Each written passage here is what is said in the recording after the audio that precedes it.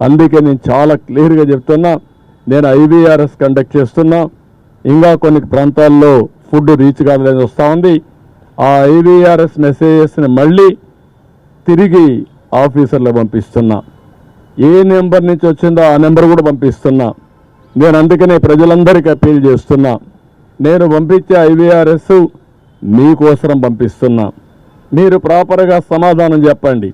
ఇమీడియట్గా మా ఆఫీసర్ని మీ ఇంటికి పంపించే బాధ్యత, మీకు టచ్లోకి వచ్చే బాధ్యత తీసుకుంటా.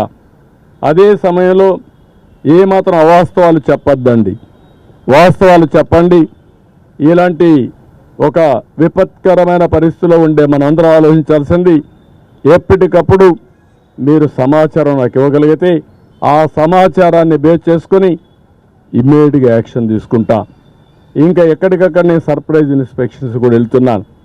నేను అందరి అంత చెప్తున్నాను, ఇంతవరకు 2 రోజుల నుంచి చెప్పాం.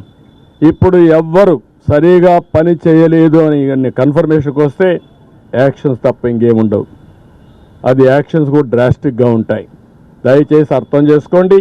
రైజ్ టు ది అకేషన్, మానవతా దృక్పథంతో పనిచేయండి. ప్రతి ఒక్కరిని ఆదుకునే బాధ్యత తీసుకుందాం. మళ్ళీ ప్రభుత్వ ఇమేజ్ పెంచుకుందాం.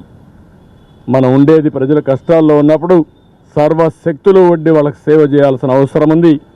మీనమేషాలు లెక్క చేయడం మాత్రం మంచిది కాదని మరొకసారి విజ్ఞప్తి చేస్తున్నా.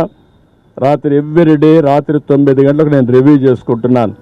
అంతవరకు ఎప్పటికప్పుడు రియల్ టైంలో ఇన్ఫర్మేషన్ పంపిస్తున్నాను కంట్రోల్ రూమ్ నుంచి. ఏదైనా అవసరమైతే ఎక్స్ట్రా ప్రొక్యూర్ చేయడానికి కూడా ఏమీ వెనకాడం. Money is not the criteria. ఎట్టి పరిస్థితిలో ఇబ్బందులు లేకుండా వీళ్ళని చేయడం మా బాధ్యత, అది చేస్తాం.